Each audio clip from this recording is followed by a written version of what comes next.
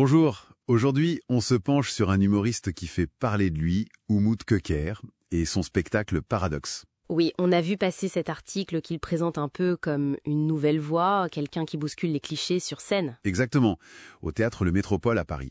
L'idée c'est d'essayer de comprendre un peu son parcours, son humour. Ce qui le rend si pertinent aujourd'hui, peut-être. C'est ça.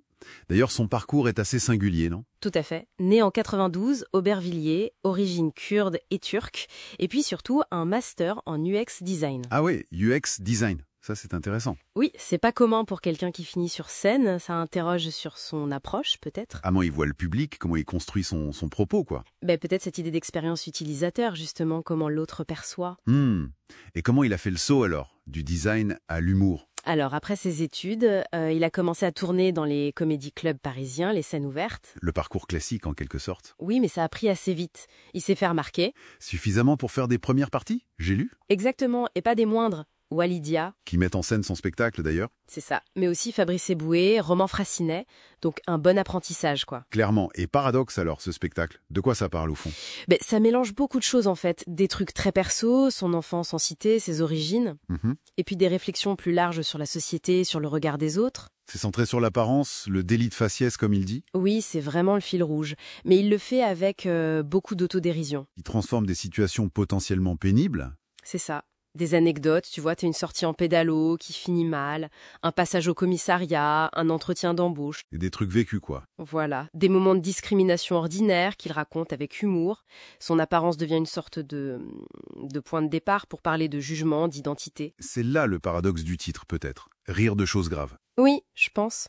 C'est un équilibre subtil, arriver à faire rire avec des sujets qui pourraient être juste révoltants ou tristes. Et son style, comment on pourrait le décrire alors? Il y a une certaine douceur, je trouve, dans sa façon de parler, mais le propos est quand même déterminé. Douceur et détermination. C'est ça. L'autodérision est là tout le temps, mais c'est pour mieux aborder le racisme, les clichés. Sans être frontalement agressif. Non, pas d'agressivité, mais une écriture assez fine, assez ciselée.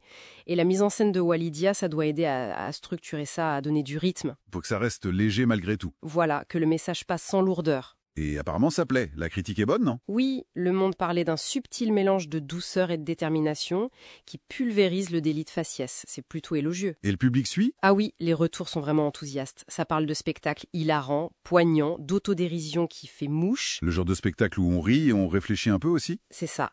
Il arrive à toucher les gens, à créer un lien. Donc pour ceux que ça intéresse, c'est au Théâtre Le Métropole, à Paris. Oui, les jeudis soirs. Et les billets sont pas excessifs, autour de 17 €, je crois. C'est bon à savoir.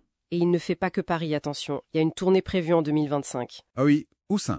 Lille, Lyon, Rennes, Aix, La Rochelle. Ça couvre une bonne partie de la France, entre mars et décembre. Donc pour résumer un peu, Umut Köker, c'est l'histoire d'un gars qui part de son expérience très personnelle Origine, apparence, banlieue. pour en faire quelque chose d'universel avec ce spectacle Paradoxe. Le mort comme une arme, en quelque sorte. Une arme douce, peut-être, pour déconstruire les préjugés. C'est vraiment la finesse de l'écriture qui est marquante. On rit, mais ça laisse une trace. Oui, ça invite à se questionner sur son propre regard.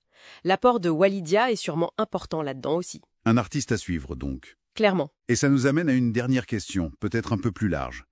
Est-ce que ce type d'humour, au-delà du rire et de la prise de conscience sur le moment, est-ce que ça peut vraiment, sur le long terme, changer les choses? Faire bouger les lignes sur la perception de la différence au quotidien? C'est la grande question, hein. Est-ce que ça dépasse le cadre de la salle de spectacle? Difficile à dire. Ça reste une question ouverte, effectivement.